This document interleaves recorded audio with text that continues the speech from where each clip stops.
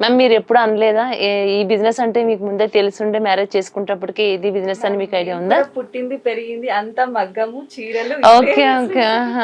Love marriage ఏంటండి? కాదా? Arrange వీళ్ళ మ్యారేజ్. అమ్మ నాన్న మగ్గం నేస్తారు, తను మగ్గం నేను కూడా నేస్తుంది. వేసాను మగ్గం. Okay okay. చదువుకుంటూ మగ్గం వేసాం.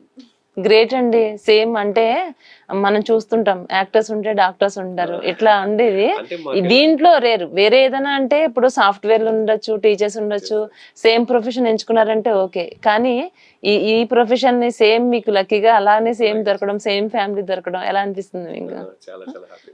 చాలా సపోర్టివ్ గా ఉంటారు అనిపిస్తుంది అండి. సేమ్ అదే ఫీల్డ్ లో ఉన్నాం కాబట్టి పెద్ద కష్టం అనిపించదు అనమాట. సో ఈజీగా మింగిల్ అయిపోతారు. ఇంకా అప్పటి నుంచి కూడా ఇంకా మీకు చాలా హెల్ప్ఫుల్ గా ఉంటారా? మొత్తం కంప్లీట్ గా తను చూసుకుంటారా? ఒకసారి నేను పర్చేజ్ లో ఉన్నా, తను ఈజీగా మేనేజ్ చేసుకుంటాను. మోర్ ఓవర్ అంతా పాత కస్టమర్లు మ్యామ్. నాకే 25 ఏళ్ళు పరిచయం. బిఫోర్ దట్ మా నాన్న కింద మీరు చూసారు.